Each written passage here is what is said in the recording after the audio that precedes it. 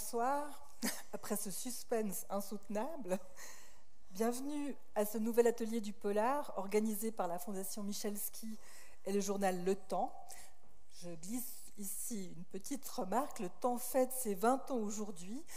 Il y a 20 ans, le 18 mars 98, paraissait son premier numéro et nous avons pu fêter notamment cet anniversaire grâce aussi au soutien de la Fondation Michalski. Donc c'est une belle collaboration qui se poursuit aujourd'hui avec la célébration du roman noir, ce genre étonnant qui nous permet à la fois de nourrir notre besoin d'histoire et de regarder le monde tel qu'il est, parfois dans toute sa noirceur.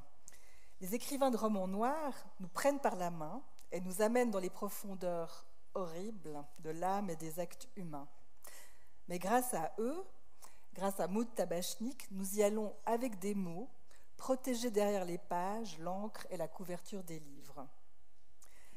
Ce soir, nous allons dans un premier temps nous entretenir avec vous, Maud Tabachnik. Bienvenue ici à Montrichet. Et puis, vous nous direz quelles sont les règles d'or à suivre pour pouvoir écrire un bon roman noir. Le public aura ensuite la parole pour poser des questions. Et puis, nous présenterons ensemble le film que vous avez choisi, Les Promesses de l'ombre de David Cronenberg, un film dont je dois vous prévenir qu'il est très noir et peut perturber des spectateurs sensibles. Mais si vous êtes des lecteurs de Maud Tabachnik, vous êtes aguerris. Après donc un bref entracte, après la présentation du film, nous vous diffuserons donc Les Promesses de l'ombre. Et à l'issue de cette projection, la Fondation Jan Michalski vous invite à un délicieux cocktail dînatoire. Le film dure environ 1h40, sachez-le. Alors, Maud Tabachnik, vous êtes née à l'aube de la Seconde Guerre mondiale, qui est une époque terrible, en particulier pour la communauté juive dont est issue votre famille et dont on peut imaginer qu'elle a marqué votre enfance. Vous vous formez dans les métiers du soin à la personne. Vous êtes d'abord kinésithérapeute et ostéopathe. C'est une première vie, du moins au niveau professionnel. Et puis en 1990, en 1990, commence une seconde vie pour vous, car vous publiez un premier livre, La vie à fleur de terre chez De Noël. Et plus tard, il sera repris chez Viviane Ami, qui deviendra une éditrice importante, je crois, pour vous. Depuis, vous n'avez pas cessé de publier. Un été pourri qui paraît en 1994 chez Viviane Ami, où apparaît le duo d'enquêteurs américains Stan Goodman et Sarah Kahn, vous fait connaître d'un public plus large. Et vous vous imposez comme une des reines d'un nouveau genre du polar français, où les personnages féminins ont la part belle, où l'enquête, s'il y en a une, ne résout pas tout et passe souvent au second plan au profit de la description d'un univers qui souvent, dans votre cas, est un univers hyper réaliste, presque documentaire, bien que vous ayez aussi exploré des époques antérieures et que vous ne dédaigniez pas complètement à l'occasion le fantastique. Vous avez donc écrit des romans historiques comme L'Étoile du Temple ou Le Sang de Venise, des romans américains comme Désert barbare ou Un été pourri, et plus récemment des romans russes comme L'impossible définition du mal, votre dernier livre, votre avant-dernier livre, si je ne m'abuse, et puis Danser avec le diable. Non, c'est bien votre dernier livre, L'impossible définition du mal, pardonnez-moi. Danser avec le diable étant un livre qui est russe, mais qui traverse plusieurs espaces. Il se passe aux États-Unis, mais la Grande-Bretagne n'est pas loin, et puis on remonte vers le passé avec l'immigration des Juifs russes vers les États-Unis. Et ce livre est assez emblématique de la manière dont vous vous déplacez à travers le monde pour raconter vos histoires. Il y a donc une grande curiosité chez vous, un appétit du monde qui vous anime. Et j'en veux pour preuve le recueil de nouvelles qui doit paraître bientôt ce printemps aux éditions de Boré, intitulé Scènes de crime, où une histoire chinoise explore un des pans de la révolution culturelle à l'époque maoïste, c'est-à-dire votre curiosité du monde. Si votre inspiration est noire, votre écriture est blanche, sèche et précise. Vos récits sont d'une efficacité quasi cinématographique. Et de vos livres émane une énergie hors du commun, une rage de vivre remarquable et une volonté sans cesse renouvelée d'interroger l'énigme de la violence et du crime. Vos livres sont aussi l'arme de vos combats contre l'antisémitisme, contre les violences faites aux humains, aux femmes et aux enfants surtout. Maud Tabachnik, toute cette aventure littéraire, est-ce qu'elle commence quand vous êtes enfant? Est-ce que, petite, il y avait des livres autour de vous? Je lisais tout ce que je pouvais lire, aussi bien ce qu'il y avait sur les bouteilles d'eau minérale que sur les murs. Je n'arrêtais pas, mais je continue. Je me rends compte que je marche dans les rues et je continue à lire tout. Alors, je sélectionne un peu quand ce sont des romans ou des livres, mais c'est vrai que je suis une dingue de la lecture. Mais je pousse les gens autour de moi à le faire parce que sinon on ne connaît pas le monde. Si on n'écrit pas, si on ne lit pas, on ne connaît pas le monde parce que on vit chacun dans notre univers obligatoirement rétréci. Et ce sont les livres qui vous font voyager, qui vous font connaître les autres. À mon avis, ça doit être insupportable de ne pas lire. Je suis bien d'accord avec vous. Je ne sais même pas comment on fait. Et petite, donc il y avait des livres qui vous ont marqué, dont vous avez retenu. Je vous en prie, ne me demandez pas les livres qui m'ont marqué, parce qu'il y en a eu tellement que je. Pensez à l'enfance, parce que des fois, c'est des choses qui crochent. C'était Tarzan. Ah bah voilà. Les albums de Tarzan, Zorro, et des héros qui, en fin de compte, je me rends compte, qui défendaient. Mm-hmm. C'était des gentils, c'était des Robin des Bois, j'étais meilleure quand j'étais petite, vous voyez, c'est plus gentil. Alors, Maud Tabachnik, est-ce que vous lisiez des polars quand même avant de vous y mettre? Oui, bien sûr, quand je veux vraiment... Vous m'entendez? Bon, parce que quelquefois, dans les conférences comme ça, on n'entend rien et on est fort mari.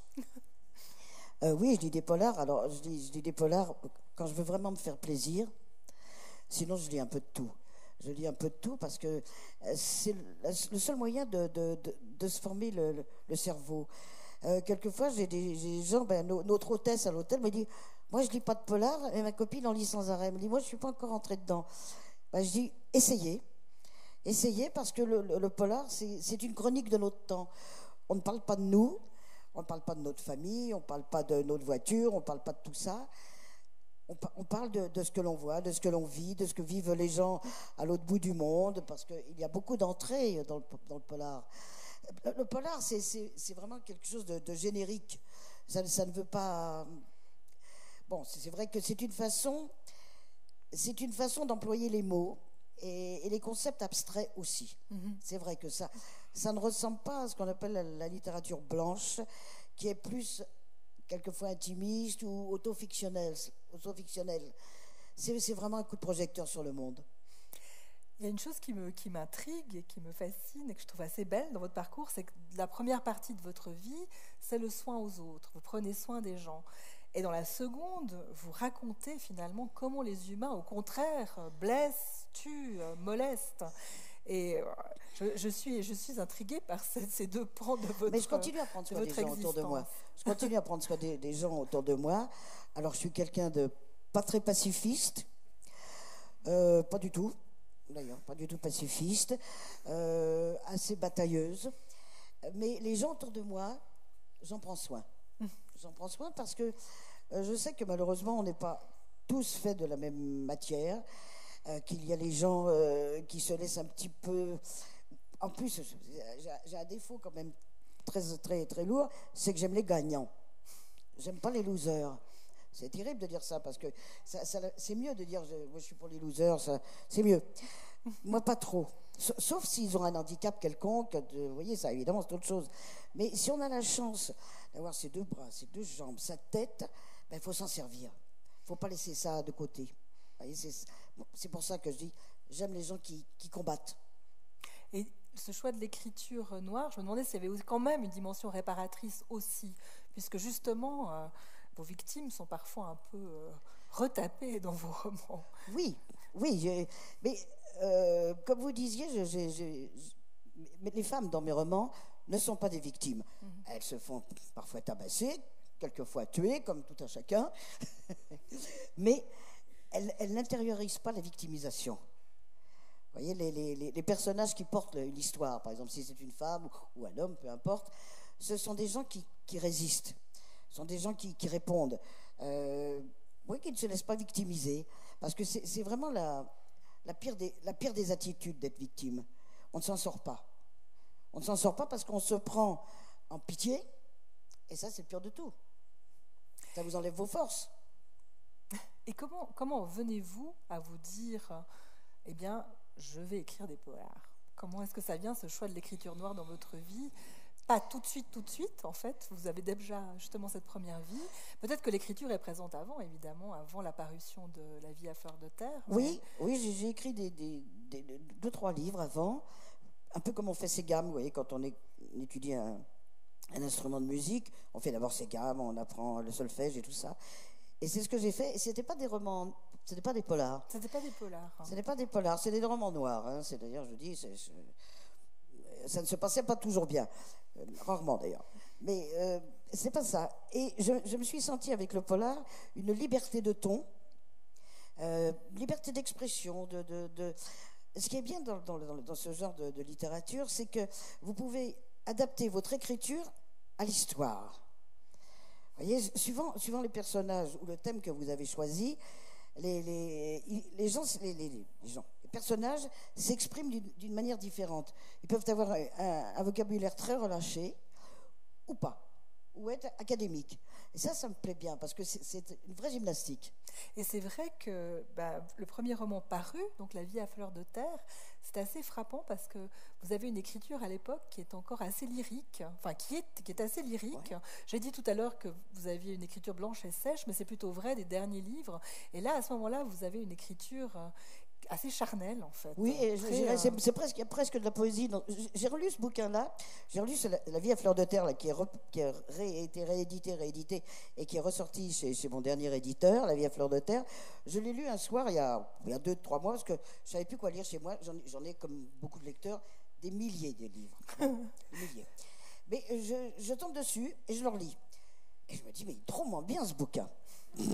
Je confirme. Sans vergogne, hein, je me dis ça. Vraiment, il est bien. Hein. Et je me suis rendu compte qu'il y avait une certaine poésie, c'est-à-dire qu'il y avait presque de la tendresse, ce qu'on ne retrouve pas toujours dans mes autres livres. Hein, il y avait une certaine... Absolument, il y a une rédemption, en tout cas, ce personnage de Skin qui fait cette épopée sanglante à travers la France, mais qui, par l'amour, finalement, échappe à la haine. Alors, j'y crois pas trop, mais... C'était la naïveté du début. Mais c'est un beau roman. Je me demandais d'ailleurs si vous aviez, à l'époque, lu Manchette, qui avait écrit « Laissez bronzer les cadavres », parce qu'il y a quelque chose dans la fin du roman qui faisait un peu écho à ce magnifique livre de Jean-Patrick Manchette.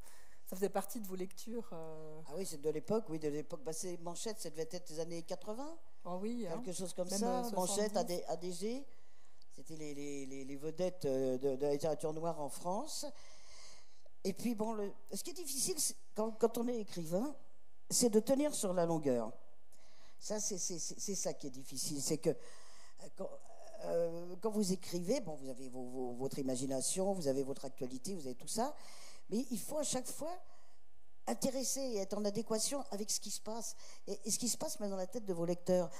Pas que ce soit important, j'ai une de mes consoeurs qui démarre et qui me demandait, est-ce qu'on doit penser au lecteur quand on écrit? Je lui dis surtout pas. Surtout pas, parce que les lecteurs, on en a des milliers, donc on ne sait pas ce qu'ils pensent. Ils peuvent penser des choses tout à fait différentes. Et si tu commences à écrire en pensant à ce que vont dire tes lecteurs, tu es fichu. Parce que rien ne va sortir de toi vraiment. Et ce qui fait, je crois, la qualité d'un livre, c'est son authenticité. C'est ce que l'on sent de l'écrivain, comme un peintre. Un peintre, il ne va pas chercher nécessairement à faire plaisir aux gens qui vont le voir. Il va exprimer ce qu'il ressent, et nous, c'est pareil. Il faut qu'on s'exprime. Et ce premier livre, pour la vie à fleur de terre, est-ce que vous vous souvenez du moment où vous avez dit, tiens, je vais écrire une histoire, je vais raconter des histoires de Skin qui tabasse un noir à mort, d'ailleurs, en banlieue. Est-ce que vous aviez une rage? Il est né de quoi, ce premier roman? C'est venu certainement de ça, parce qu'il a été publié dans les années 90, et peut-être qu'à ce moment-là, je ne me souviens plus exactement, il y a eu un fait divers d'un noir qui s'est fait tabasser par une bande de gars tatoués avec la swastiska sur la joue, enfin des gens très bien, et ça a dû m'énerver, mais c'est souvent par énervement que j'écris. Vous voyez, par exemple, j'ai écrit Ciel de cendre sur l'Ukraine. spéciale de Centre sur l'Ukraine parce que j'avais assisté à l'Arc de Triomphe à Paris à une commémoration sur un Ukrainien qui était une véritable pourriture, mais qui a été commémoré par la communauté ukrainienne. Et ça m'a énervé, et avec des amis, on a essayé de faire une contre-manifestation. On n'a pas réussi, on s'est fait vraiment bousculer. Et je me suis dit, je parlais de l'Ukraine. Je parlais de ce qu'a été l'Ukraine nationaliste dans les années 20, où c'était vraiment des fascistes effrayants. Après, l'Ukraine est tombée dans le nazisme, et c'est très bien aidé les nazis pendant la guerre. Et ensuite, il y a eu le communisme. Et ce pays, bon, qui est peut-être pris entre des contradictions, je ne sais pas, j'en sais rien, je ne veux pas le savoir, a été très violent. C'est un pays violent, c'est un pays... regardez, en ce moment, avec le Maïden, il y a des fascistes encore qui se battent, quoi. Je veux dire, qui ne sont pas des bons. Et j'ai écrit ce livre à cause de cette manifestation, parce que on n'avait pas, la communauté ukrainienne n'avait pas à célébrer la mémoire d'un assassin, qui a d'ailleurs été assassiné, exécuté, comme vous voulez, en Allemagne, par un jeune juif dont je ne me souviens plus le nom, c'était Grimbert ou quelque chose comme ça, parce qu'il avait tué ses parents. C'est Henri Torres, l'avocat, qui l'avait défendu et qui avait sauvé sa liberté. Parce que je suis en train de chercher le nom de l'Ukrainien, mais c'est très connu. C'est tellement connu que je ne m'en souviens pas. Mais oui, c'est un type qui a laissé dans l'histoire vraiment une trace. Alors là, le livre s'arrête à Tchernobyl. Et j'ai été aussi effrayée par ce qui s'est passé à Tchernobyl, dont on n'a pas su tout. On n'a vraiment pas su comment ça s'est passé et comment les autorités soviétiques ont tout caché. C'est un miracle qu'on ne s'en soit sorti. Vraiment, c'est un miracle. On n'aurait pas dû. Vous avez raison. Et ce premier roman, donc il est publié, vous trouvez un éditeur, et tout de suite, vous continuez, vous comprenez que vous êtes parti pour écrire. Comment ça se passe? Comment vous devenez cet écrivain que vous êtes aujourd'hui, en fait? C'est très plaisant d'écrire. C'est une activité extraordinaire. On est tout le temps angoissé. Tout le temps. Avant, quand vous avez une histoire que vous voulez l'exprimer, vous ne savez pas comment. Pendant que vous l'écrivez, vous ne savez pas si c'est bien, si c'est de la daube, on ne sait pas.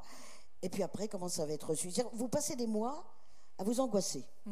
C'est bon, c'est très stimulant. Et quand j'ai commencé à connaître cette expérience, j'ai plus voulu la quitter. Ça vous a plu tout de suite.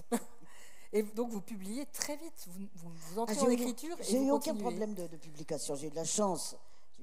Après ce premier roman chez De Noël, j'ai continué chez Viviane Ami, qui est une excellente éditrice en France, mais qui publiait des livres d'excellente qualité, mais un peu confidentiels. Trop bien. Et elle a eu l'idée de créer cette collection Chemin Nocturne, qui a sauvé sa maison, où j'ai eu le plaisir et l'honneur de participer pour la première publication, Un été pourri, dont Gérard Collard, je ne sais pas si ça vous dit quelque chose, vous savez, le petit gars avec sa houppette sur la tête, la télévision. Il a parlé de ce livre pendant un quart d'heure, 20 minutes à la télé. C'est parti. Et c'était parti, en fait. C'était votre... Vous Deuxième. avez publié... C'était mon deuxième, tout de Un suite. été pourri, c'était le deuxième, je crois. Et donc la notoriété est arrivée à ce moment-là. Oui, ça a commencé comme ça. Et puis je me suis prise au jeu et ça va. Et donc, parlons-en d'un été pourri, puisque c'est là que vous rencontrez ou que vous nous présentez Sam Goodman et Sandra Kahn. Alors je me demande comment vous avez rencontré ces deux personnages, comment ils vous sont venus. Je serais bien incapable de vous dire comment on crée ces personnages. Mes personnages sont des gens décalés, en général, dans tous mes bouquins. Ce ne sont pas des gens qui suivent nécessairement les chemins de la vie tranquille ou de la vie classique. Ils sont un petit peu au travers. Sandra Kahn est une journaliste à Boston et sa compagne est assassinée et violée. Elle retrouve le type, elle retrouve l'assassin qui est vraiment un sale type comme on peut s'imaginer, et elle le tue. Et le policier qui va enquêter, Sam Goodman, va comprendre, je crois que c'est au milieu du livre, je ne sais plus exactement, que c'est elle la coupable de l'assassinat du violeur et du tueur. Alors, au début, il veut faire ce que font tous les flics, il veut l'attraper et puis la punir, l'arrêter. Et puis, il se rend compte qu'en fin de compte, c'est presque un crime normal, bien, elle a bien fait. Vous voyez, il n'y a pas de morale beaucoup dans mes livres. Hein. J'allais le dire, justement. Oui, les assassins ne sont pas forcément punis. Mais non, ils ne sont pas forcément punis. Ça dépend pourquoi ils ont tué. Et si je ne me trompe pas, c'est dans ce livre-là que vous citez le Talmud vers la fin. C'est dans ce livre-là qu'il y a une citation du Talmud, où Sam Goodman réfléchit justement, ou est-ce que c'est dans le Danser avec le diable? Je crois que c'est là. Vous parlez de la loi du talion. Ah, la loi du talion, ouais, alors on dit. Parce que c'est pas le seul écrivain, c'est pas le seul. C'est pas bien la loi du talion, patati patala. C'est vrai que c'est pas bien, mais c'est quelquefois utile. Et dans ce livre, Sandra Kahn n'est pas le seul assassin qui n'est pas puni, à vrai dire. Non, on renonce. Il y en a de d'autres façon, aussi au cours de ma. Oui. C'est pas bien, mais bon. Alors justement, c'est un motif assez récurrent, à vrai dire, à partir d'un été pourri. C'est ce motif, finalement, où vous y allez, c'est la vengeance, quand même. Ah bon? Les personnages se vengent. Certaines victimes se vengent et refusent justement ce statut de victime. Vous en avez parlé un petit peu au début, mais c'est important pour vous. Oui, c'est important pour moi quand on voit. Oui, je prends une histoire qui arrive maintenant, qui a quand même l'histoire de Bertrand Cantat ou Bernard Cantat, je ne sais plus comment il s'appelle, Bertrand Cantat. Bon, qui a tué cette femme, sa compagne, à coups de 36 coups de je ne sais pas de quoi, de lame, et qui l'a tabassé à mort. Bien. Le gars s'en prend pour 8 ans, il en fait 4, rapatrié en France dans une belle cellule ouverte. Donc ça allait, quoi, c'était pas dramatique. Et là, il rechante. Et c'est vrai que je comprends Alors, bon, il a fait sa peine, d'accord, la justice est passée, 4 ans pour une vie. C'est un peu court, pour moi. Et c'est vrai que je participe aux pétitions pour dire qui chante s'il veut, qui compose, mais qui n'aille pas sur scène. Parce que, comme je disais récemment, il aurait tué un enfant, jamais on l'aurait laissé faire. On l'aurait jamais laissé remonter sur une scène. Une femme, c'est moins grave. Je vous laisse juger. Hein. Non. Alors, j'allais le dire, votre écriture est aussi une écriture militante. C'est là que vous exposez quand même votre volonté de ne pas accepter l'injustice. Je ne veux pas accepter l'injustice. Oui, c'est ça, en fait. Quand j'étais gosse, on m'appelait Zorro à l'école. Vous voyez, c'était drôle. Vous défendiez les autres déjà? Oui, je défendais les autres. Je défendais les autres, parce que j'étais plus méchante. Alors, ce qui me frappe aussi dans vos livres, comme dans Danser avec le diable, par exemple, vous aimez l'irrésolution, les fins ouvertes. Vous aimez quand ça ne se termine pas, voire quand ça pourrait bien continuer. C'est quelque chose que vous refusez, de fermer les histoires, de rassurer tout le monde vers la fin du livre en disant « mais non, l'assassin est bien en prison ». J'ai remarqué que la vie se termine mal, pour tout le monde. Hélas. Hein, pour tous, on a la même fin, ça se termine mal. Que le coupable... Par exemple, je crois qu'il n'y a que 25% ou 28% des affaires criminelles qui sont résolues en France quand elles ne concernent pas l'entourage familial. Parce que 80% des crimes, c'est l'entourage familial. Donc faites attention avec... Soyez prudents. Et alors celle-là, c'est plus facile, en quelque sorte, de retrouver le coupable. Mais les autres meurtres, comme ça, c'est très compliqué. Donc, il n'y a pas de punition. 25%, c'est pas grand-chose. Vous voyez, comme résolution d'enquête. Alors, c'est vrai que, par exemple, vous citez le Danser avec le diable, qui se termine de façon ouverte. Et depuis, les lecteurs me disent, mais faites-nous la suite. C'est vrai qu'on l'attend. Oui, faites-nous la suite. Mais ça se fait pas comme ça. J'ai eu la même chose avec Sandra Kahn, dans Le Festin de l'araignée, qui a été un gros succès. Sandra Kahn, donc, est ce personnage qui apparaît dans Un été pourri et qui continue sur quelques livres après. Et dans ce livre-là, on ne sait pas ce qu'elle devient à la fin. Je suis suffisamment habile pour pas dire ce qu'elle devient. Et alors là, j'ai eu des engueulades des lecteurs. Ah, j'ai eu des pétitions de de lycée pour faire là j'ai fait la suite 10 ans après. J'étais obligé. Et là je l'ai senti la suite, mais ça a duré 10 ans pour que j'y arrive. Donc en fait, c'est pas toujours facile de laisser ces livres ouverts. Non, c'est plus facile de punir le méchant. C'est bien pour ça que vous ne faites pas de l'enquête, mais plutôt du thriller ou du roman noir. Oui, plutôt du thriller, c'est-à-dire que c'est plus sur le monde, c'est pas... j'aurais bien voulu avoir le tirage d'Agatha Christie.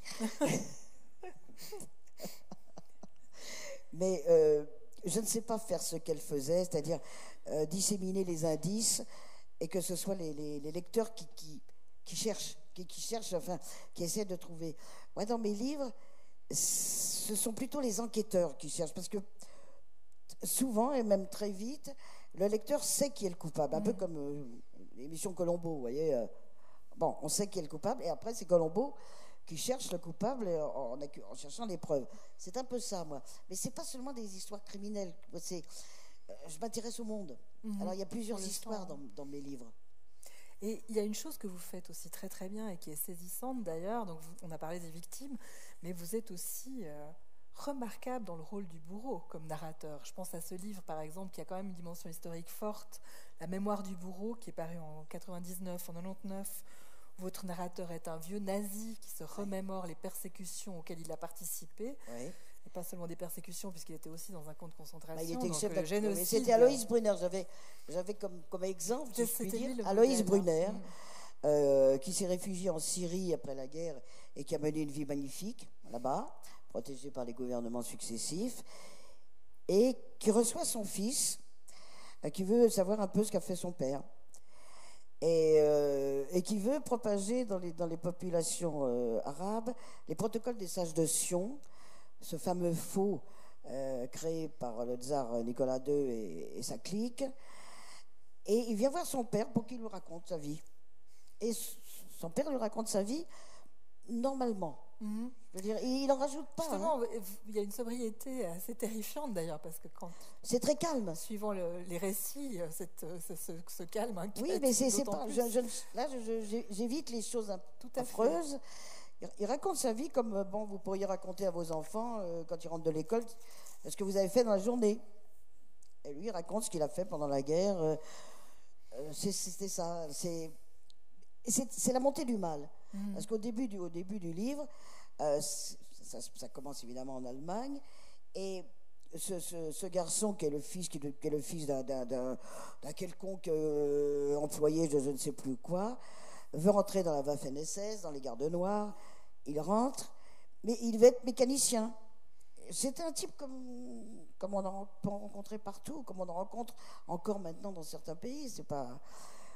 Et c'est cette montée du mal insidieuse que l'on ne voit pas au début, que l'on ne sent pas, parce que elle est souterraine, elle est pas jusqu'à la nuit de cristal. Je suis né 2 jours après, je crois, où là ça a vraiment déclenché l'histoire.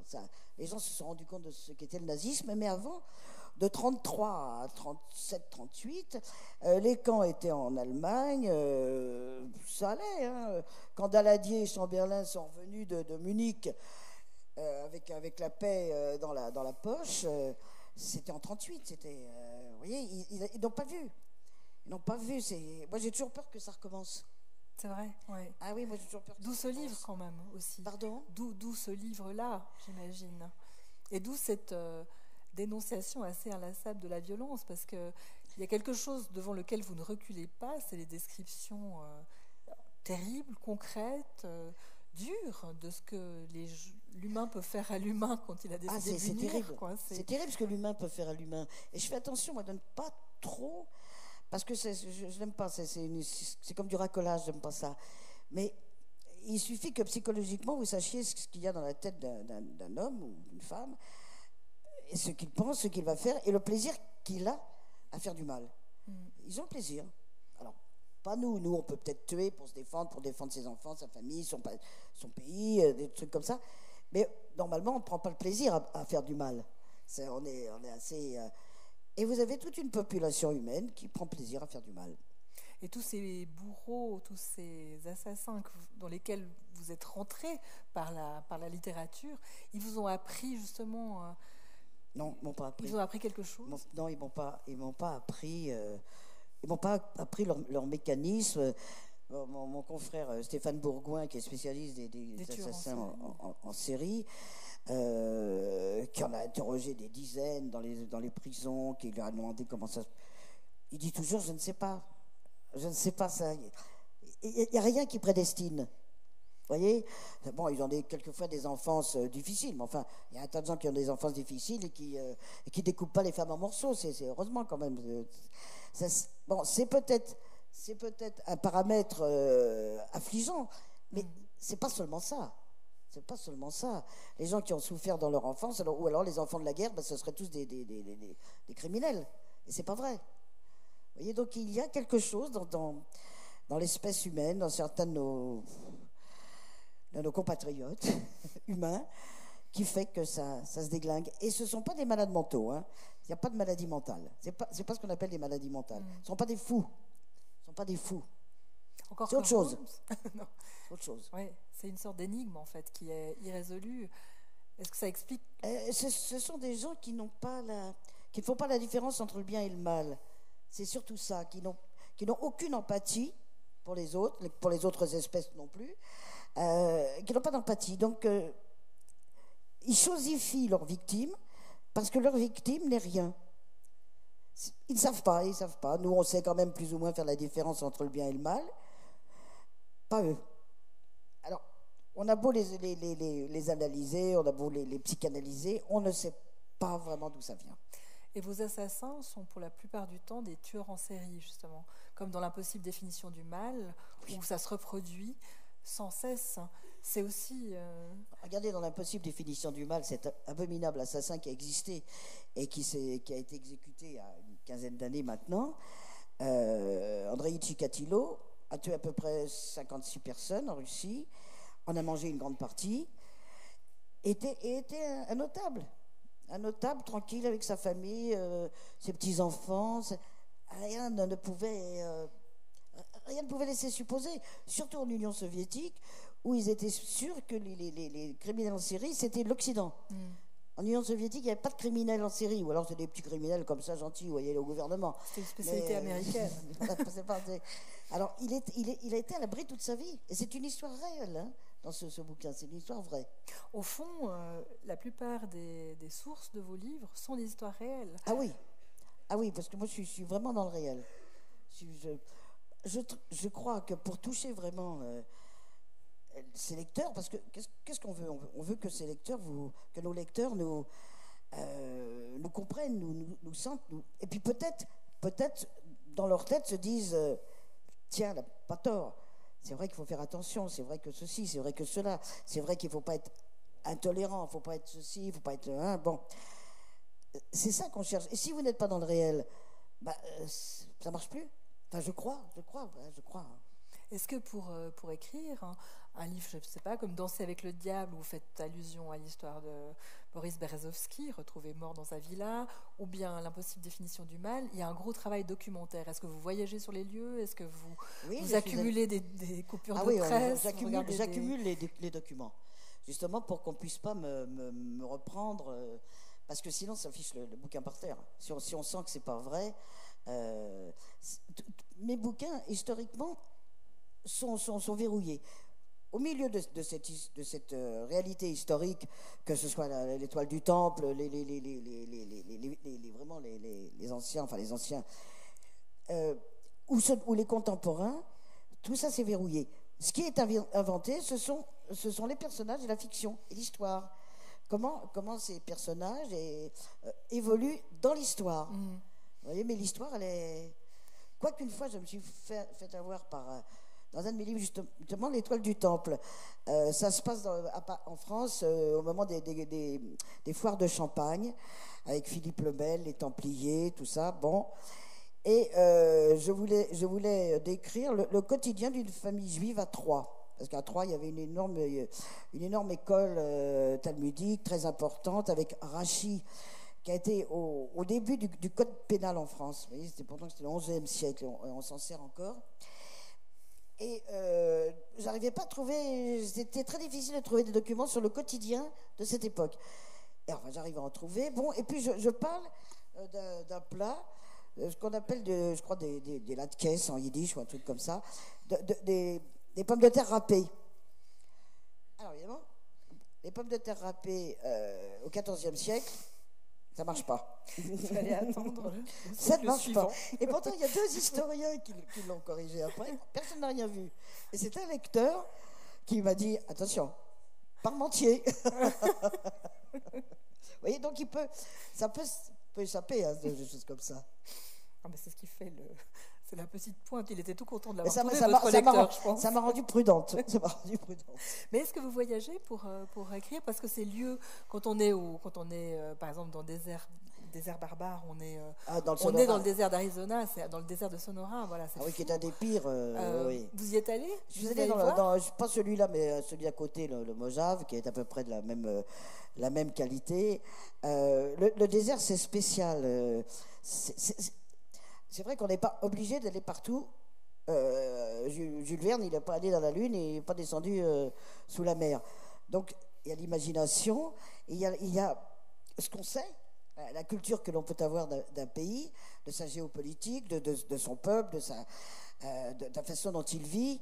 On vit tous à peu près pareil, de la même façon. On veut tous être tranquilles, gagner de notre vie et puis, quelquefois, par moments, l'histoire vous emmène. L'histoire vous emporte, l'histoire vous casse. Mais c'est tout. Sinon, les pays, vous arrivez à les connaître un petit peu. Quoi qu'il y ait aussi des différences entre la Suisse et les Suisses et les Français, il y a une petite différence. Oui, je ne sais pas à quoi elle tient, mais on le sent. Quand on vient en Suisse, et peut-être que les Suisses, quand ils viennent chez nous, il semble qu'il y a une petite différence d'attitude, je sais pas. Il y a un léger exotisme. Voilà, pour les uns et les autres, je pense. C'est exotique. Je dirais. Et on en arrive maintenant plus ou moins à vos règles d'or. Et donc, vous m'avez dit que vous animiez parfois des ateliers d'écriture. Oui. Et donc, nous avons tous ici une curiosité d'atelier, puisque c'est l'intitulé de cette rencontre, Atelier du polar. Et on se demande ce que vous dites quand vous accueillez vos étudiants qui souhaitent vous dérober vos secrets. Non, vous savez, en fin de compte, je ne crois pas qu'il y ait des secrets. Il y a des codes. Dans la littérature du noir, il y a des codes. Vous devez avoir, pour un livre de 300-400 pages, de multiples rebondissements. C'est-à-dire, il faut éviter que votre lecteur pose le livre et en prenne un autre. Parce que ça, c'est foutu. Hein. C'est mauvais signe. Donc, mais il faut aussi des plages pour reprendre son souffle. Il faut aussi ça. Il faut que le lecteur puisse respirer, puisse se faire un petit peu sa politique de ce livre. Et il y a des codes que je ne connais pas. Mais vous les appliquez très bien. Mais oui, mais je ne sais pas comment. Et c'est vrai que c'est difficile à expliquer. Pourquoi des ateliers d'écriture? Parce que les gens ont envie d'écrire. C'est fou, vous voyez, dans un salon, le nombre de fois où les lecteurs viennent vers vous et disent « Ah là là, je voudrais écrire, j'ai une histoire formidable ». En général, c'est l'histoire de leur divorce. Quelque chose de tout à fait original. Je les encourage. Je dis, mais bien sûr, allez-y, mais prenez du temps, ne laissez-vous aller. On me dit, non, j'ai pas le temps. Bon, si vous n'avez pas le temps, faites autre chose. Trouvez un autre mari, ou je sais pas. Ouais.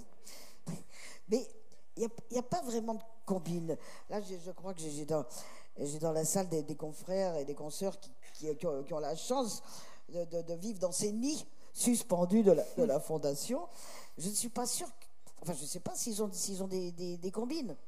Est-ce que vous êtes de ces écrivains qui font des plans détaillés avant de se lancer? Du tout, je ne sais pas à la page 40 ce qui va se passer à la page 41. Sinon, je m'ennuie déjà. Vous voyez, moi, ce qui me porte, c'est de me raconter l'histoire. Je me raconte. Alors bon, j'ai mes personnages au début, mais ces personnages-là, ils évoluent. Et ils ne sont pas au début du livre comme à la fin. Ils ont vécu l'histoire. Ils ont vécu tous les problèmes que je leur ai posés. Donc il a fallu qu'ils s'adaptent. Non, et je n'ai absolument aucun plan. Peut-être qu'un jour, je le ferai quand même. Là, j'ai dû écrire une 40aine de romans. Bon, peut-être pour le 41e, peut-être que je vais commencer, je ne sais pas. Mais de tous ces livres, avec cette efficacité, ces lignes comme ça, tirées comme des flèches, ils sont arrivés comme ça. Ça m'impressionne beaucoup. Ça arrive comme ça arrive... je ne sais pas ça ne me gênerait pas de dire il faut faire comme ci ou comme ça, mais je ne sais pas. Ce que je sais, c'est qu'il faut sécher l'écriture. Parfois, il faut enlever une page. Alors là vous souffrez. Vous souffrez, mais il faut le faire. Il ne faut pas hésiter à couper. Parce qu'un livre, on le relit. Ça dure un an. Hein. Entre le moment où vous avez votre histoire, que vous commencez à voir émerger vos personnages, que tout se met en place, que vous savez à peu près où ça va se passer, parce que moi, comme ça se passe dans le monde entier, il faut quand même que je choisisse le pays pour travailler dessus. Je ne sais plus après comment ça se déroule. Et je veux me raconter l'histoire. Et dès que je sens qu'il y a une partie de mon livre qui m'ennuie, moi, non, c'est pas terrible là, il faut avoir le courage. Là, dernièrement, j'ai dû jeter des dizaines de pages différentes. Et je veux dire que moralement, c'est pas drôle. Hein, moralement, c'est pas drôle parce que c'est des semaines de travail pour rien. Et c'est à ce prix-là qu'on trouve ce tempo dont vous parlez. Il faut muscler, il faut sécher, Moi, je le dis toujours, les phrases de Marcel Proust, ce sont les phrases magnifiques de Marcel Proust, mais on n'est pas tous capables de les faire, de les écrire. Vous voyez, lui a su écrire des phrases longues, charnelles, florissantes, mais pas beaucoup de monde sait faire ça. Donc, ce qu'il faut, c'est serrer. Retravailler le style. C'est serré, c'est musclé. Moi, je dis c'est musclé l'écriture. Dans n'importe quel genre de livre, hein. Dans n'importe quel genre, pas seulement en littérature noire, en littérature blanche aussi. Donc une espèce de ligne quand même à tenir, et vous vérifiez tout le temps si le tempo, si ça sonne bien pour vous. En fait, c'est assez musical la composition. Oui, c'est ça. Est-ce qu'il y a des choses que vous dites à vos étudiants de ne pas faire? Qu'est-ce qu'il faut éviter à tout prix? Les adjectifs. Les adjectifs. Les adjectifs. Ça, les adjectifs, les auteurs, souvent, on en met parce qu'on dit ça renforce un grand quelque chose, ou une mère, machin. Une mère, MER, machin. Non, il faut que dans le mot, dans ce que vous décrivez, il soit placé dans la phrase de telle manière qu'on n'ait pas besoin de le renforcer avec un adjectif. Vous voyez, ça, c'est vraiment quelque chose... Ça, si vous en trouvez, vous les barrez. Et vous vous débrouillez. Vous vous débrouillez pour placer votre mot autrement, pour construire la phrase d'une autre manière, pour que ça reste tendu et que ça ne soit pas affaibli, parce que ça affaiblit l'adjectif. Il faut être écrivain pour le savoir. Parce qu'on parle, nous aussi, par adjectif. On dit c'était très bon, c'était honnête aussi. On parle par adjectif, mais c'est pas pareil le langage parlé. Et j'imagine que les adverbes ne sont pas les bienvenus non plus. Pardon ? Les adverbes ne sont peut-être pas les bienvenus non plus. Les adverbes, il faut aussi les éviter. Il faut construire des phrases sèches. Je ne sais pas comment dire, je suis pas bonne là-dessus. Hein. Je ne sais pas comment l'expliquer. Non, mais je pense que l'énergie qui frappe vraiment beaucoup quand on vous lit, elle vient précisément de cette efficacité de l'écriture. De cette exigence. Là, c'est une exigence. Il faut être exigeant avec soi. Il ne faut pas se laisser aller en dire c'est une jolie phrase, c'est joli à l'oreille. Non, c'est pas ça le truc. Il faut que ce soit agréable à entendre, mais c'est pas ça le but recherché dans un livre. Le but recherché dans un livre, c'est que le lecteur n'ait pas envie de reposer le bouquin. Et ça marche très bien, en tout cas, en ce qui me concerne. Oui, on me dit souvent qu'on passe des nuits blanches avec moi. Mais... Et comment est-ce que vous savez que votre livre est terminé? Ah, mais j'en sais rien. Avec les fins ouvertes. Je ne sais pas puisque je n'ai pas de plan. Je sens. C'est complètement ballot parce que l'intuition n'est pas une science exacte. Mais à un moment, il est terminé. Ça doit finir comme ça. Mais c'est pas prévu. Je vous dis, 3 pages avant, je n'en sais rien. Dans celui-là, là. Dans celui-là. Bon. Danser avec le diable. Celui-là, je ne vais pas le raconter parce que d'abord, il faut que vous l'achetiez. Il est vraiment très bien, hein, je dois le dire. Et d'actualité. Alors, il y a un personnage extrêmement sympathique, drôle, haut en couleur, tout ça, bref. Je ne savais pas ce qui allait lui arriver à la fin. Et tout d'un coup, je me suis dit, il faut que ça se termine comme ça. Faut pas que ça aille plus loin. Faut faut que ce soit pour ça qu'on me demande la suite. Mais, vous voyez, et je ne savais pas. Donc cette fin terrible, quand même, cette fin terrible, elle était pas inscrite. Elle n'était pas programmée. Encore une fois. Elle s'est mise en place toute seule, peut-être 3-4 pages avant, je ne sais pas. Hein. Peut-être à la fin, je l'ai vue. Je l'ai vue. Parce que comme ce sont des livres, on dit toujours, ce sont vraiment des livres qui pourraient être des films. Donc, dans un film, on voit aussi quand ça. Et quelquefois, les films sont trop longs. Et on a envie de se dire, ben, celui qui a fait les rushs, il aurait dû en enlever une partie. C'est là que ça aurait dû s'arrêter. Il ne faut pas chercher à en mettre trop. Et d'ailleurs, ça c'est une question que j'avais aussi envie de vous poser, toujours dans vos règles d'or. Est-ce que vous visualisez les histoires ou est-ce que vous les avez plutôt sous forme de récits? Est-ce que c'est un rapport à l'image qui se traduit dans vos livres? Oui, on les visualise. Je visualise les scènes, je visualise ce qui permet qu'elles soient réelles et pas abracadabrantesques. Vous voyez, qu'elles soient. Il faut que le lecteur sache que c'est possible. C'est possible. Il faut pas que ce soit comme on voit dans quelques séries. Il y a 2 types qui se battent, ils se donnent des coups à tuer un bœuf, puis ils se relèvent, ils sont bien coiffés. Ça marche pas dans un livre. Enfin, ça marche pas dans mes livres parce que c'est pas ce que je veux faire passer. Donc toujours visualiser. Ah oui, il faut visualiser. Ouais. Et vos personnages, alors ils traversent ce livre, vous savez pas où ils vont exactement, mais est-ce que eux, vous les avez cernés avant de commencer? Est-ce que vous savez exactement Je sais pas toujours ce qu'ils vont faire. Hein. Ça c'est pas une coquetterie d'auteur. Ça, quand on dit que les personnages échappent à l'auteur, c'est pas une coquetterie. C'est vrai que quelquefois on va leur faire des choses, que c'est quand même nous qui leur faisons faire, mais parce qu'ils s'y sont prêtés, je ne sais pas comment dire, vous voyez, ils se sont comportés d'une telle manière 10 pages avant, qu'on voit qu'ils vont faire de telle manière, qu'ils ne vont pas agir, donc ils nous échappent. Il y a une sorte d'autonomie. Oui, ils prennent l'autonomie. Arrivés déjà au premier tiers du livre, ils prennent leur autonomie. Et là, il faut la suivre. Ou bien, est-ce qu'il faut faire confiance est-ce qu'il faut faire confiance à ces personnages? Il faut les suivre. Ça, c'est les lecteurs qui vous le disent s'ils achètent le livre après. Ouais. Et alors, comment est-ce qu'on trouve un titre? Est-ce que c'est avant, c'est après dur.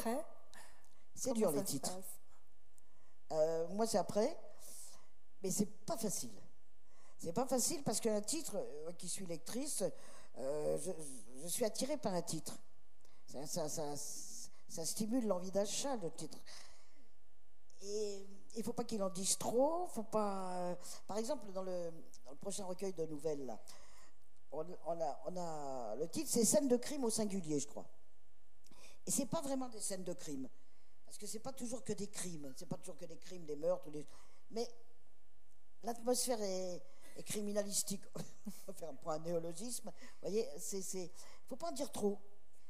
Et puis ce sont des scènes, au sens où ce sont des petites là, histoires. sont des nouvelles, alors ce sont comme des chansons. Moi, j'aime beaucoup écrire les nouvelles parce que c'est comme quand une chanson qui dure 3 minutes vous raconte une histoire entière. Je trouve ça formidable. Une nouvelle, c'est pareil. En quelques pages, il faut que vous décliniez toute l'histoire, qu'il y ait le début, le milieu et la fin, la chute. Et ça, c'est une belle gymnastique de travail. Est-ce que vous conseilleriez à un écrivain de polar débutant de commencer par des nouvelles, précisément? Non, ça se vend pas, les nouvelles. Ça se vend pas. Non, il faut être connu déjà. Il faut être connu pour vendre des nouvelles. Sinon, un débutant ne va pas y arriver. Ça ne se vend pas dans nos pays. Chez les anglo-saxons, oui, ça marche très bien, les nouvelles. Mais ici, non.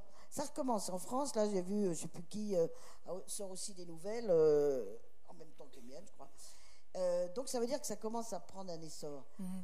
Mais les gens, souvent, aiment bien se plonger dans un grand roman. Moi, j'aime bien les nouvelles parce que c'est vif. C'est vif, on ne traîne pas. On est à l'os. Oui, on est à l'œuvre. Est-ce que vous avez, eu la chance de ne pas avoir trop de difficultés à trouver un éditeur, mais qu'est-ce que vous conseilleriez dans le rapport à l'éditeur? Est-ce que vous acceptez, par exemple, que l'éditeur vous retravaille vos livres, vous dise là, ça ne joue pas, en concert avec vous, bien sûr. Mais, non, oui, retravail, non. Qu'il faut être moi, ce que je veux de mon éditeur, c'est mon éditrice, parce que c'est toujours des éditrices que j'ai eues, c'est qu'elles me disent bon, là, ton personnage, il n'est pas assez charnel, ou il faiblit un peu, ou vous voyez qu'elles me donnent des indications. Et comme ce sont des professionnels, je les écoute. Même au bout de 40 livres, je les écoute. Parce que l'éditeur, pour moi, c'est celui qui va lire après. Personne ne lit entre le moment où j'ai fini et le moment où je donne le livre à l'édition. Donc c'est quand même très important. C'est un œil nouveau, c'est un œil. Elle va vouloir que ce livre soit le meilleur possible. Donc je les écoute. Vous avez des auteurs qui ne veulent pas qu'on enlève une virgule. Bon, c'est leur choix. Je suis pas sûre qu'ils aient raison parce qu'un œil neuf est important. Vraiment. Nous on a comme on dit le nez dans le guidon pendant un an ou plus quelquefois. On est dedans, donc on n'a pas la distanciation nécessaire pour savoir comment le livre se comporte, comment, vous voyez, s'il tient debout, s'il est bien fait, enfin, tout ce qu'on demande à un livre. Moi, j'écoute assez, mais enfin, bon, maintenant, j'ai suffisamment quand même de métier pour ne pas faire trop d'erreurs. J'en fais, mais ce sont les premiers livres dont il faut faire. Le premier, en général, passe très bien, pas parce qu'on a un état de grâce. Le livre, La vie à fleur de terre, j'ai dû l'écrire en 2 mois et demi, 3 mois. Ah oui. Il a été pris en 3 heures, d'ailleurs. Il a été pris tout de suite. Mais retrouver cet état de grâce, c'est très difficile. Vous voyez, boum, c'est comme ça, tout d'un coup. Il y avait une fée. Et vous l'aviez simplement envoyé à l'éditeur à ce J'ai envoyé à l'éditeur, c'était mon premier, donc je ne l'ai absolument pas connu. Je l'ai envoyé chez De Noël 2-3 jours après, donc il l'a lu rapidement, ce qui est invraisemblable, parce que maintenant ils mettent 6 mois, pas pourquoi. Ou alors ils lisent plus difficilement, je sais pas, ils ont des problèmes d'optique, je sais pas. Ils sont plus âgés, peut-être. Physique, maintenant, ils ne savent pas lire. Mais là, en 3 jours, et il m'a dit, bon, bah écoutez, on vous le prend. Ça, c'est extraordinaire, c'est sympa. Rare. Il faut le dire aussi, peut-être. Et j'ai jamais eu de problème d'édition. C'est extraordinaire. Ouais. Ah, c'était un coup de chance inespéré. Hein. Vous aviez envoyé les précédents... Pardon ? Vous aviez envoyé les précédents romans. Non. C'était le premier que vous envoyiez. Rien du tout. Extraordinaire. Rien du tout. Julien, un état de grâce complet. depuis 30 ans. Eh bien, voilà. Ça, vous dites peut-être à vos étudiants que ce n'est pas toujours le cas, en fait, j'imagine. C'est difficile. C'est pas facile. C'est de plus en plus difficile parce que vous avez vu le nombre de livres qui sont publiés. Moi, je me dis toujours, en rentrant dans une librairie, pourquoi j'ai encore des lecteurs ? Parce qu'on est tellement nombreux. C'est des dizaines et dizaines de livres chaque mois qui sortent dans chaque pays. C'est énorme, c'est une production gargantuesque. Comment les gens choisissent ? Moi, c'est un mystère. Donc c'est pour ça qu'il ne faut pas que les débutants il faut vraiment prendre sa place. C'est long, hein. Faut prendre sa place, faut être connu, faut que les gens vous aient déjà lu, qu'ils vous recommandent, vous voyez, c'est comme ça que ça marche. Mais sinon, c'est rare quand ça démarre comme ça. En tout cas, bravo. Je ne sais pas si maintenant, de votre côté, je pense et j'espère que vous avez aussi des questions à poser à Maud Tabachnik. Je crois que des micros vont se balader dans la salle. Alors, si vous voulez bien attendre que la personne qui a une question à poser ait le micro en main, comme ça tout le monde pourra en profiter. La première question est très difficile. C'est toujours difficile, hein. Peut-être qu'il faut la poser nous-mêmes. La première personne qui lève la main est très difficile.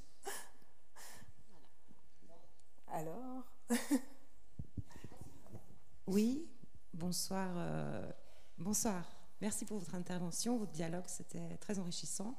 J'aimerais savoir si vos livres sont traduits en langue étrangère et si oui, dans quelle langue étrangère ?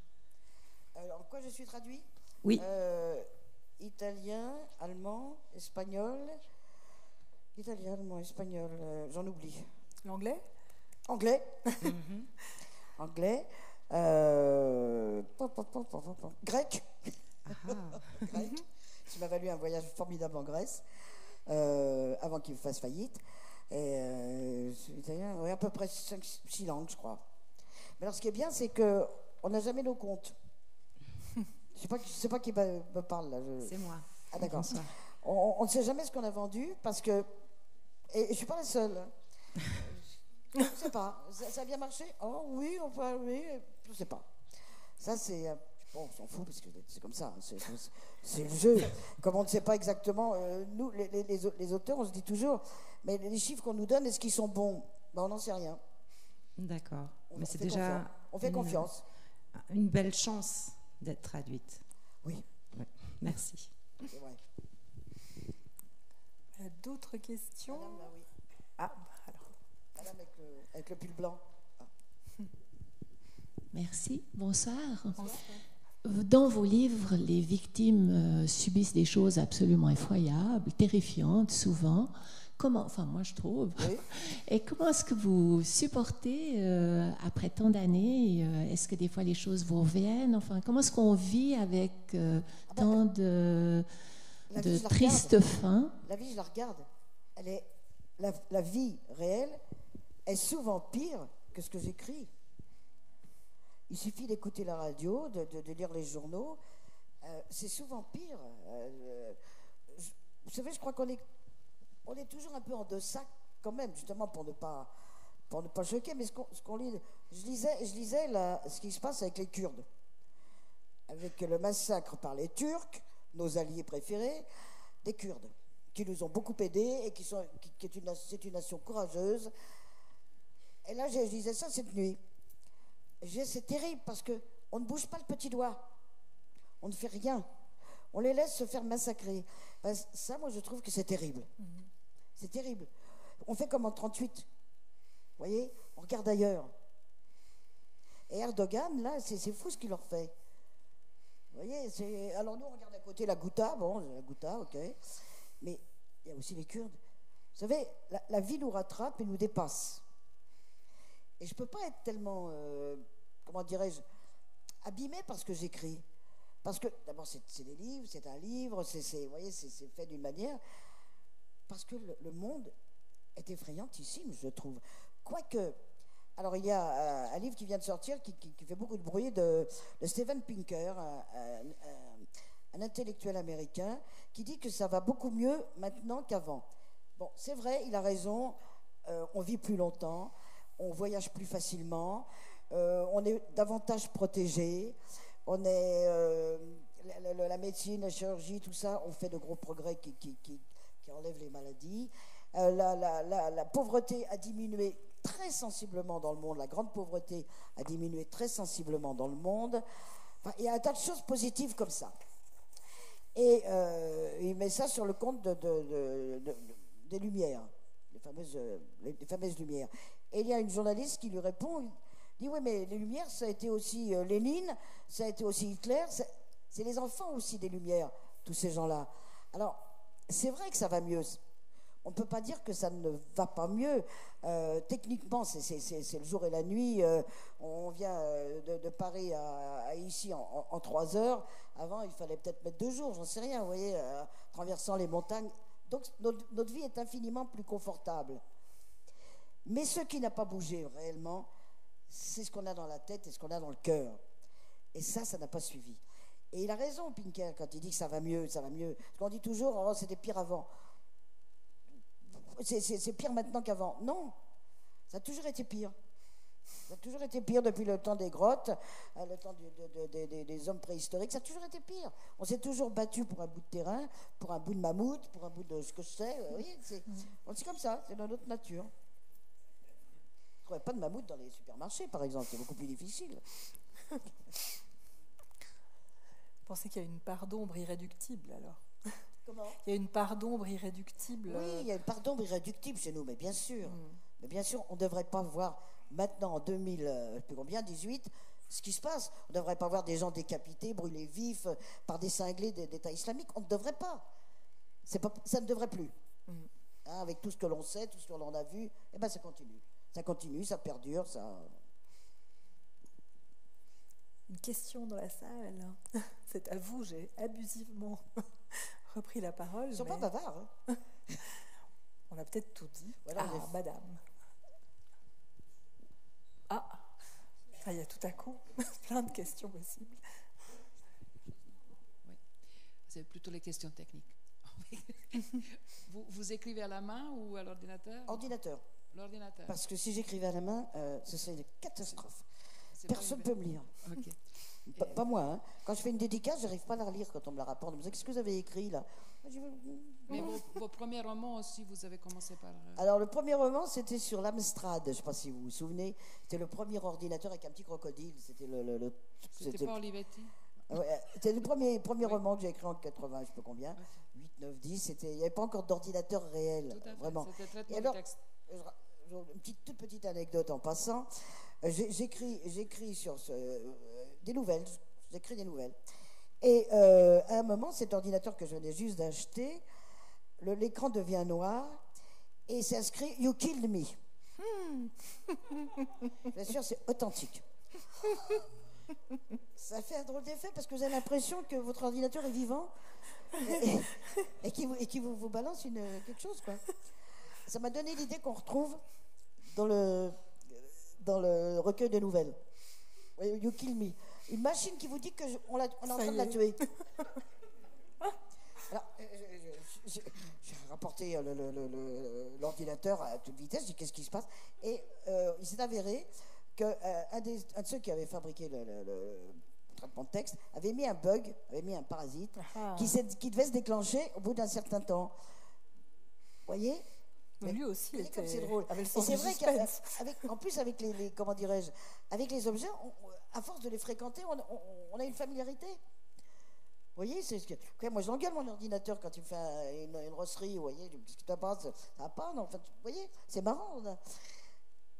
Alors, quand on aura les machines pensantes, style 2001, l'Odyssée de l'espace, là on va voir ce que c'est. C'est nous qui pourrons dire You killed me. Peut-être. Je crois qu'il y avait d'autres questions. Ah, oui, je continue. continuez. J'ai trois questions. Deuxième, vous lisez les polars aussi? Vous lisez les polars? Ah les oui. romans policiers? Quels sont vos écrits? Écoutez, je viens d'en lire un formidable de Daniel. Voilà. Comment il s'appelle? Daniel da Silva. Daniel Silva.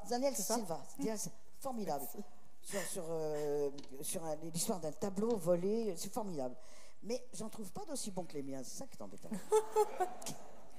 Et vous étiez inspiré par exemple, Georges Simenon ou quelques-uns. Vous Pardon? étiez inspiré quand vous avez commencé. Est-ce que vous étiez inspiré par les écrivains Américain. américains? J'ai lu beaucoup de livres américains de tous ordres, de tout genre quand j'étais jeune. C'était surtout de la littérature américaine. Et c'est vrai que j'ai été influencé. Mais dans ces années-là, je parle des années 60, 70 par là, même avant, mais je suis un peu coquette, la littérature américaine avait vraiment une grosse importance. Elle l'a toujours, hein. Les auteurs américains ont une liberté de ton, un souffle que l'on a du mal à trouver dans les pays latins, où on est plus... Ils y vont. Ils parlent des choses qui font mal. C'est comme leurs livres, leurs films. Leurs films, ils parlaient de la guerre du Vietnam, que nous, on ne voulait même pas savoir ce qui s'était passé. Vous voyez, c'est une autre façon de penser. Et j'ai été vraiment baignée dans cette littérature. Ce qui m'a peut-être donné cette façon d'écrire. Et ce dernier, je ne vais pas faire un débat, mais peut-être on peut discuter après pour Bertrand, comment il s'appelle? Bertrand Cantat, le chanteur qui a tué Marie Trétignan. J'ai pas compris la question, pardonnez-moi. Oui, la question, je n'ai pas encore posée. Vous avez mentionné le chanteur de Noir Désir. Oui, Cantat, oui. Ça, c'est votre... Moi, je ne vais pas faire un débat, je veux dire, c'est une autre façon de penser. Pourquoi pas le laisser monter sur la scène et laisser les gens acheter les billets ou pas pour aller le voir? Parce que je crains que les gens soient attirés par la morbidité. Mais à ce moment-là, il faut faire confiance aux gens. On ne va pas faire juste... Parce que là, vous faites une pétition. Lui, là, on ne va pas rentrer dans son... Mais de l'autre côté, pourquoi pas laisser les gens responsabiliser? Et c'est là on responsabilise les gens pour avoir un jugement ou pas ne pas un jugement. C'était juste parce qu'on craint peut-être que les gens n'aient pas le sens des responsabilités. Vous voyez, qui ne se rendent pas compte qu'un type qui a déjà un lourd passé de brute. Oui, mais elle a choisi, c'était aussi son destin.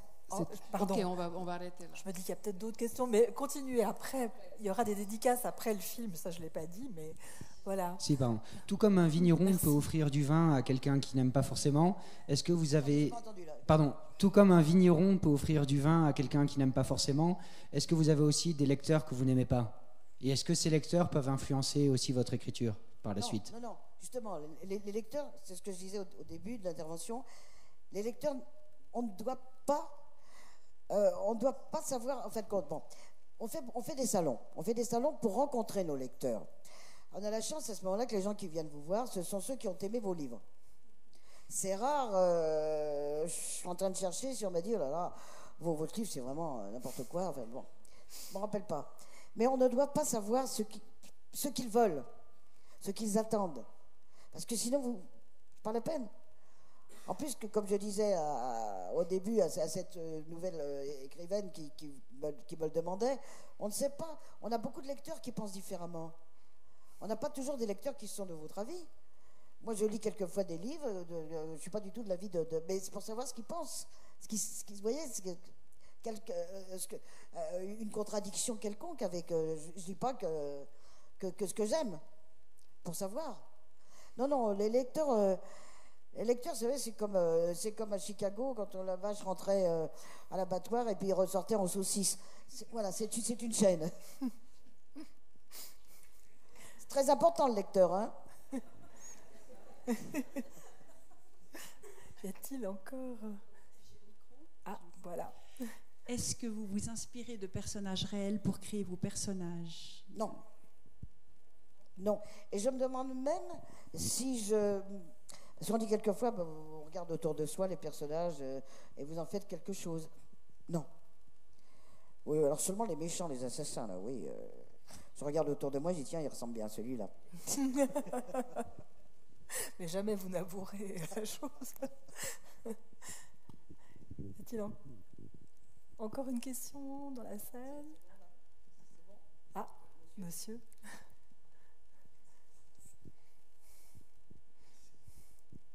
Juste encore dans la fiction, j'ai pas eu l'occasion de lire encore vos livres. Bravo. J'irai le faire. Vous parliez tout à l'heure de la capacité de l'être humain d'être cruel, de toute sa méchanceté, voilà. J'ai senti un peu que vous classiez un peu, les personnages ou les gens, entre ceux qui étaient capables de raisonner, d'être un peu comme nous, comme tout le monde, et de l'autre côté, le personnage cruel, capable de tout. J'aimerais juste vous demander, est-ce que vous croyez que n'importe quelqu'un d'entre nous dans la salle, à un moment donné, n'est pas capable de passer du monde normal, raisonnable, respectable, à un monde complètement de l'autre côté? Écoutez, il y a eu une expérience qui a été faite dans les années 70-72 par une équipe de psychologues et de psychiatres où ils ont engagé des étudiants en leur donnant $10, en leur disant, voilà, on va faire une expérience. Vous vous asseyez là, voilà, tout ça. Moi, je suis à côté de vous avec une blouse blanche. Et en face de vous, il y avait un personnage qui était un comédien, mais il ne le savait pas. Et vous allez poser des questions, et quand il ne répondra pas bien à la question, vous enverrez du jus. Bon. Alors au départ, les questions étaient... Bon, le personnage répondait, il y arrivait. Et au fur et à mesure, les questions étaient plus corsées, c'était le but de l'expérience. Et le gars en blanc qui représentait l'autorité, je ne sais pas s'il avait un stéthoscope, ouais, c'était un truc comme ça, il disait, allez-y, là on est à 150 machins, 150 ampères, allez-y un peu plus. Et le gars dans le fauteuil, il commençait à se tortiller, comme quand on reçoit des impulsions électriques. Et puis, il se regardait, puis il continuait. Alors, il y avait certains étudiants qui disaient, mais ça, on peut peut-être pas continuer. Ils disaient, allez-y, c'est moi l'autorité, je vous couvre, c'est une expérience, vous devez aller au bout. Et ils allaient au bout. Et le gars sur son fauteuil, le comédien, se tortillait. Et il y a eu très, très, très, très peu de gens qui ont refusé d'aller au bout. Qui ont dit, non, je peux pas faire ça. Je ne peux pas envoyer de l'électricité à cet homme-là parce qu'il ne répond pas bien aux questions. Pourquoi? Parce qu'à côté, il y avait un responsable. Et eux étaient déresponsabilisés. Tiens, pour revenir à la question de la dame sur Quentin. Déresponsabilisation. On est dans une société en plus qui nous déresponsabilise, qui nous protège tellement, qui nous dit faire ci, faire ça, pas fumer, pas machiner, pas là. On est tellement déresponsabilisé que ça y est, on se fie à quelqu'un qui a le pouvoir. Vous voyez, donc le psychiatre qui disait si, c'est une expérience, allez-y. Eichmann, je ne sais pas si vous avez lu le procès Eichmann d'Hannah Arendt, le gars, le petit gars qui a envoyé des dizaines de milliers de gens à la mort, il signait des trucs. Puis il le disait quand il à son procès. Bah, moi, je signais les trucs, les papiers. Parce que il y avait la responsabilité. Ils étaient déresponsabilisés. C'était pas eux. Vous voyez, c'est pour ça que cette espèce humaine est très dangereuse. Et qu'il faut être soi-même vigilant. Pour pas dire oui à n'importe quoi. Alors on va en avoir peut-être une preuve de nouveau. Pardon ? On va en avoir une preuve peut-être en regardant les promesses, les promesses de l'ombre. Ce film de David Cronenberg que vous nous proposez ce soir pour prolonger notamment votre dernier livre, L'impossible définition du mal. Oui, c'est fou. Ça l'illustre très bien ce film. Donc c'est un film dont je rappelle qu'il peut heurter des spectateurs sensibles, que vous ne soyez pas surpris, qui a été tourné en 2007. Et peut-être dites-nous un tout petit peu plus précisément pourquoi vous l'avez choisi. Parce qu'il parle de ce que mon livre parle. Vous voyez que quand on m'a demandé qu'est-ce que vous voudriez comme livre qui soit un peu en adéquation, j'ai tout de suite pensé à ce film. Les mafias, la prostitution. Oui, la violence, la prostitution, le racket, le crime. Le crime, puis ces hommes, ces mafieux russes tatoués des doigts de pied jusqu'aux oreilles, parce que dans leurs tatouages, les tatouages des criminels, ça représente autant de morts, autant d'années de prison. C'est un langage. Maintenant, les gosses c'est autre chose, mais vous voyez, je me demande si ça ne vient pas de là, cette mode du tatouage. De la mafia directement, bah oui. Et peut-être potentiellement russe. Je sais pas, mais c'est curieux. Hein. C'est vrai que c'est très étrange.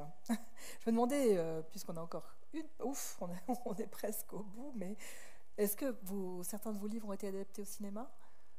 2. Un qui n'est pas là, qui s'appelle J'ai dansé avec le diable. Ah oui. Qui se passe au Mexique. Mm-hmm. Non. J'ai regardé Le Diable en face. J'ai regardé. Moi, parce que tous ces diables. Danser avec le diable, c'est celui-là. J'ai regardé Le Diable en face qui se passe au Mexique, à Ciudad Juárez, où il y a un féminicide depuis les années 95 effrayantissime. Mm. Des dizaines de femmes, d'enfants, de petites filles mutilées, violées, enfin bon, bref. Et là, celui-là, il est dur. Mm-hmm. Celui-là, il est assez réaliste. Bien, on va continuer à voir malheureusement des femmes souffrir un peu dans l'heure qui suit. Je vous propose une petite pause de quelques minutes plutôt pour faire quelques pas et qu'on puisse installer les